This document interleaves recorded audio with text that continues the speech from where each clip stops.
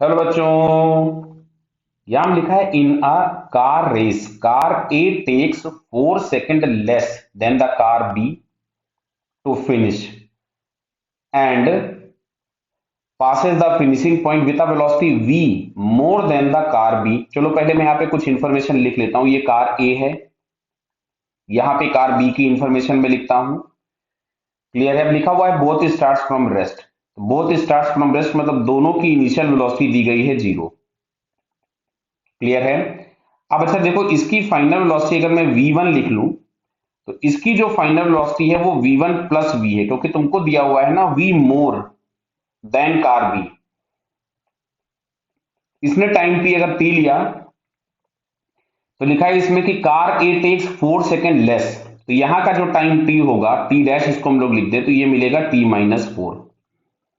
अच्छा, दोनों के लिए डिस्प्लेसमेंट s ही होगा क्योंकि दोनों स्टार्टिंग पॉइंट से फिनिशिंग पॉइंट तक पहुंचे हैं। क्लियर? तो अब देखो, सबसे पहले अगर मैं इक्वेशन लगा दूं v बराबर u प्लस एटी दोनों के लिए। क्लियर है? चलिए, तो मैंने अगर यहां से लिखा v बराबर u प्लस एटी इसके लिए, तो इनिशियल वेलोसिटी तो 0 थी, एक्सेलरेशन इसका दिया है a1। देखो मैं यहां लिख दे रहा हूं, a1 इज इक्वल्स टू लिखा था 4 metre per second square and a2 is equals to 1 metre per second square. यहां पे मैं वैल्यूज पुट कर दे रहा हूं ये, और v की जगह आपके पास यहां से आएगा v1 plus v 0 plus 4 into T की जगह आएगा t-4 because it takes 4 second less.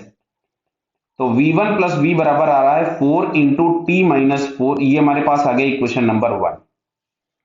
इसके लिए अगर हम लोग लगाते हैं v is equal to U plus AT, तो इसका v v1 है, u 0 है और t, तो v1 बराबर हमारे पास आ गया t इक्वेशन नंबर 2। तो एक काम करते हैं, इक्वेशन नंबर 2 से v1 की वैल्यू उठा के यहां पुट कर देते हैं। तो ये मिल रहा है t plus v is equal to 4t-16।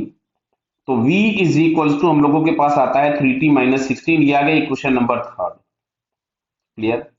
अब हम लोगों को किसी भी तरह से अगर t मिल जाए तो अपना काम बन जाएगा। हम लोगों से यही पूछा हुआ है कि find the value of v in metre per second.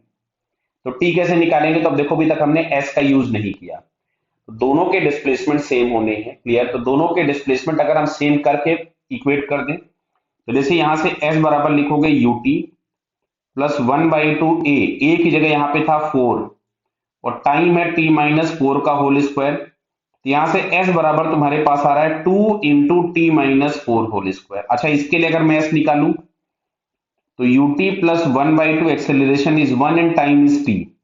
तो यहां से s बराबर हमारे पास आ रहा है t²/2। तो दोनों वैल्यूज हमारे पास, दोनों s है तो दोनों s क्या होनी चाहिए? बराबर। क्लियर? तो दोनों को बराबर कर देते हैं यहां से। तो यहां से हमारे पास आ रहा है t²/2 is equal to 2 into t-4 whole. अब देखो, इसी में एक बच्चा क्या करेगा, इसका होल स्क्वायर एक्सपेंड कर देगा और होल स्क्वायर एक्सपेंड करके इसको फर्दर सॉल्व करेगा। अगर मैं इसी जगह पे इसका स्क्वायर रूट ले लूं, जैसे मैं इसको अगला स्टेप और लिख देता हूं कि T square is equal to 4 into t-4 का होल स्क्वायर। तो अगर मैं रूट ले लूंगा तो यहां से मिलेगा t बराबर 2t-8। तो यहां से t इज इक्वल टू आपके पास आ गया 8 सेकेंड्स। अब अगर हम इसको उठा करके इस इक्वेशन नंबर 3 में पुट कर दें, तो देखिए v इज इक्वल टू आपके पास यहां से मिलता है 3 इंटू टी की जगह हम लोगों ने प्लेस कर दिया 8-16। तो याद आएगा 24-16 मतलब v इज इक्वल टू आपको मिलेगा 8 मीटर पर सेकेंड। क्लियर है? जो कि रिक्वायर्ड आंसर है। क्लियर है बेटा? Okay, all the best.